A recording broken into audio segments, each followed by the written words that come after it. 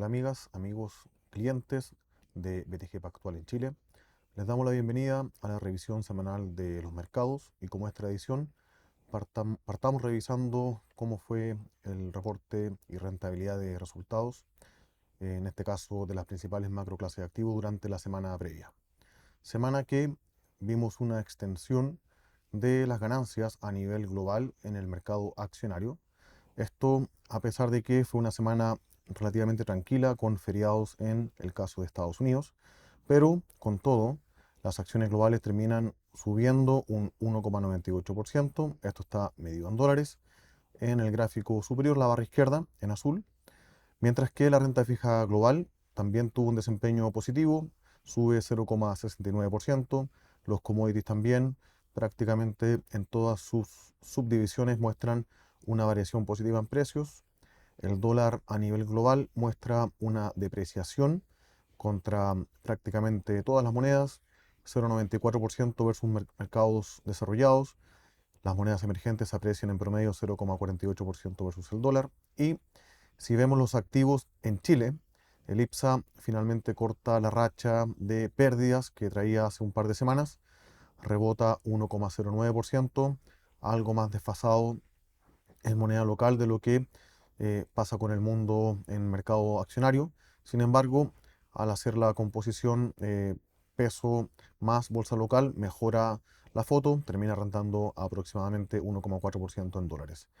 La renta fija en Chile termina con un leve y tímido avance de 8 basis, algo descorrelacionado de lo que estamos viendo en el mercado internacional, y vamos a profundizar también con temáticas que están afectando potencialmente a las tasas de interés en Chile en los próximos meses.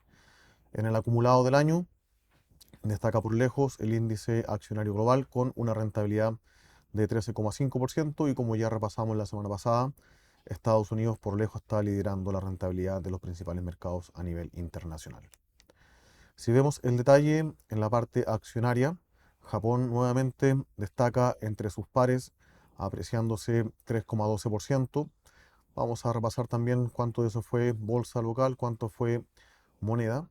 El yen, de alguna forma, que estuvo muy castigado, ha visto una reversión no estructural, pero sí que da algo de alivio, al menos de cara a los inversionistas extranjeros. Y en la parte de mercados emergentes, destaca Latinoamérica, donde principalmente el real contribuye con una ganancia significativa. Sigue estando muy castigado tanto en términos nominales como en términos reales, deflactado por el índice de precios que uno quiera construir, consumidor, productor o costo de factores. Y con esto, obviamente midiendo en dólares, tenemos que Latinoamérica y casi dos tercios de esto pesa Brasil, contribuyen a esta rentabilidad de 2,27% en la semana. Por la parte de renta fija internacional, vimos una caída en el margen en las curvas soberanas. Si le agregamos el componente de spread, muestra que Investment Grade tiene un salto de un 1%. Eso es algo significativo considerando la volatilidad de la clase de activo junto con el corto periodo de 7 días. El resto de las categorías, todos prácticamente cerca del 0,5%, cerrando una muy buena semana para la renta fija a nivel global. Y en términos de monedas, acá podemos ver que el yen se estabiliza, no tiene una gran apreciación, a diferencia de lo que pasa con el euro o la libra o el dólar en Australia y Nueva Zelanda. Y en la parte emergente, como ya había destacado, el real en Brasil muestra algo más de estabilidad después de este sell-off que vimos las últimas 3 semanas. Si bien aún no hay un acuerdo tácito entre equilibrio fiscal y lo que podría pasar con la política monetaria, desde afuera uno ve que hay casi un gallito quien efectivamente tiene el empuje expansivo versus la contención, que sería en este caso el gobierno versus el Banco Central, pero en el neto vemos una apreciación. También pasa lo mismo con el peso colombiano, el peso mexicano y en menor cuantía porque también había estado menos castigado el peso chileno. Por último, en relación a los commodities, tenemos durante la semana una apreciación bastante homogénea por el lado de los metales, tanto metales preciosos como metales industriales. También los alimentos siguen subiendo y de alguna forma ya se empiezan a reflejar en la canasta inflacionaria de los países principalmente emergentes durante el mes de mayo y el mes de junio. Lo vimos hoy en la inflación de Chile reportada para el mes de junio. En relación a los datos económicos y noticias más relevantes de la semana previa y lo que viene esta semana, destacamos en primer lugar los datos del mercado laboral en Estados Unidos, que si bien en el caso del mes de junio, las contrataciones de empleo no agrícola, que explican la mayor parte de los empleos en Estados Unidos, considerando tanto públicos como privados, se ubican en 206.000 nuevos puestos de trabajo. Esto es una leve sorpresa en relación a lo que esperaba el consenso de mercado. Ahí podemos ver en la parte izquierda del cuadro de la lámina, el cuadro donde se aprecia que la creación de empleo privado fue de 136.000, mientras que la de gobierno fue de 70.000, recuperando el promedio que traía prácticamente los últimos 6 meses y que se vio opacado por la nula creación de empleo en abril y la débil del mes de marzo. Cuando vemos a nivel sectoriales en la parte privada, tenemos que todo lo ligado a servicios explica un buen componente de esta creación de empleo, 117.000, como ha sido la tónica prácticamente en los últimos meses. Todo lo relacionado a hospitality, educación y servicios de salud tienen el grueso de la creación de empleo, haciendo, entre comillas, un catch-up con la destrucción de empleo durante los años del COVID. En el gráfico de la derecha podemos ver la evolución del desempleo en Estados Unidos y también del subempleo. La línea azul y la línea celeste respectivamente. La línea azul muestra la evolución desde que hay datos disponibles, al menos de forma homogénea y comparable a la metodología actual. Hoy por hoy la tasa de desempleo se ubica en un 4%. Hemos visto un salto desde el mínimo desde hace casi ya más de un año. Y aquí empiezan a aparecer algunas voces que, si se fijan en el gráfico de la derecha, las zonas rojas muestran cuando la economía americana ha entrado en recesión. Existe una regla de un economista, se llama The Sums Rule, que bajo ciertas condiciones determina que un salto en el desempleo desde niveles mínimos locales puede anticipar con bastante efectividad, al menos desde el año 70, la presencia de un estado recesivo en la economía. Entonces, si tomamos, por ejemplo, hoy esta regla y aplicamos un proceso estadístico para determinar qué tan efectivo sería, hoy por hoy este salto del desempleo desde el mínimo a la fecha actual estaría anticipando una probabilidad de aproximadamente 40-50% de que estemos o que se gatille una recesión en los próximos 3 a 6 meses. Así que es un dato a monitorear. Por ahora, mirando una parte de la ecuación del empleo, que es la creación del empleo, sigue siendo bastante sana considerando lo estrecho que está el mercado laboral. Segunda noticia, esto se publica hoy en la mañana, el dato de inflación en Chile. Vemos que en el caso de la inflación de 12 meses, esta salta a 4,2%. Se puede apreciar la evolución en 12 meses, desde el año 2012 a la fecha, serie empalmada obviamente por cada base de precios. En el gráfico, en azul, teníamos el pic en 14%, esto sigue cayendo, pero ya llevamos un par de meses que está estacionado. En la parte de la derecha aparece el análisis de nuestro equipo Macro Research local, donde destaca, y aparece ahí en amarillo, que la inflación core muestra una caída de 0,2% en el mes y una evolución levemente sobre el target del Banco Central año contra año. Sin embargo, cuando vemos la inflación core de bienes, muestra una deflación significativa, pero que se explicaría en buena parte por los descuentos de el Cyber Sales de la semana, perdón, del mes pasado, donde si uno hace la suma completa de vestuario y relacionados y también el ítem mejoramiento del hogar, estaríamos explicando prácticamente la mitad de esa medida deflacionaria para la parte core de bienes. Luego, también nuestro equipo macro destaca que hay un aumento en las cuentas de electricidad de aproximadamente un 7,2%, que está explicado dentro de las tres partidas que componen las cuentas de la electricidad, principalmente por los aumentos en las tarifas de distribución, pero que vendrían nuevos incrementos a partir de decretos firmados en julio que van ligados a la parte de generación de la tarifa final, que de hecho es una de las más relevantes, y que adicionalmente el INE no va a considerar los subsidios que se van a implementar para poder mitigar este impacto en las alzas en los bolsillos de los hogares. Así que la inflación tendría un salto adicional de cara al mes de julio. Por lo mismo, dado que esta fue una sorpresa a la baja y el último IPOM reflejaba un cambio de discurso del Banco Central, algo más eh, lateral potencialmente en la tasa de política monetaria, pensando de aquí a 6-12 meses dejarla en estado terminal en torno al 5%. Nosotros consideramos que este nivel de inflación del mes de junio no debería cambiar por ahora el discurso del Banco Central y hay que esperar lo que se reporte en el mes de julio para recalibrar si efectivamente estos dos recortes que están implícitos en el año y ninguno de los próximos tres son realistas en relación a la situación de inflación que está mirando el Banco Central.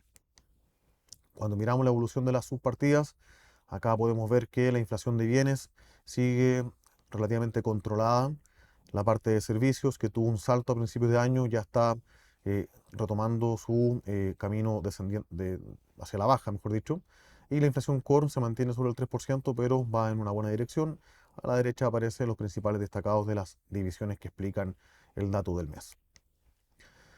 Tercera noticia de la semana, una mezcla de lo que pasó el jueves en el Reino Unido, de lo que está pasando en Francia. Primero, bueno, las encuestas ya anticipaban una amplia ventaja para el Partido Laborista, el partido de centro izquierda en el Reino Unido. Aquí podemos ver a nivel geográfico, hay una domina prácticamente en todo el territorio y los conservadores tienen una derrota bastante abultada. Con esto se terminan 14 años de gobierno conservador que ha tenido de luces y sombras. Lo más destacado es el Brexit, que en un principio se llama a esta elección esperando que se rechazara. Una vez que se aprueba, obviamente se abre una caja de Pandora. Hasta ahora los resultados que tienen el Brexit o la economía del Reino Unido no han sido o han estado en línea con lo que prometían los partidos que promovían el Brexit. En general, tasas más elevadas, inflación también algo más disparada, también lo explica el COVID. Se ha visto un aumento en la inmigración, ahora en vez de Europa son de países no europeos. Y obviamente ha habido una escasez de mano de obra en empleos que son de cierto modo calificados, pero no de servicios. Así que eso con el Reino Unido. En la derecha aparece la composición donde buena parte, 412 escaños de la Cámara del Parlamento van a ser ocupados por el Partido Laborista y vemos cómo el Partido Conservador pierde más de 200 puestos en esta Cámara. Así que es un cambio relevante entre las primeras eh, medidas que estaría impulsando la ministra de Hacienda, inédito, primera ministra de Hacienda en la historia del Reino Unido, sería recuperar el crecimiento. Se están descartando por ahora aumentar la carga fiscal a través de impuestos que puedan ir en contra de recuperar el crecimiento económico. Así que por ahora el mercado lo toma de forma relativamente positivo este tipo de noticias. Y en el caso de Francia, esto totalmente en contra de lo que anticipaban las encuestas, que daban como ganador a la coalición de derecha, termina quedando en el tercer lugar, gana el conglomerado, ese bloque amplio de izquierda, seguido por la coalición de centro oficialista liderada por Macron y finalmente el National Rally, que es la derecha en Francia, termina con 142 asientos en la Cámara, la Asamblea Nacional, la Cámara Baja, comparado con los 150 del oficialismo y 178 de la izquierda. La izquierda se proclama ganadora. Ahora se necesita así tener esta mayoría de 289 asientos para poder nombrar gobierno. En eso está entrampada en negociaciones con el oficialismo. En esta declaración de victoria que hace la izquierda no hace cambios a su programa de gobierno, que es bastante expansivo en términos de gasto fiscal. Y finalmente tendremos semana o semanas de negociación, pero que hasta ahora no se ve fácil, al menos para implementar reformas económicas. Se podría llegar a un nombramiento de gabinete, pero tener los votos para poder empujar esta expansión del gasto fiscal se ve más difícil.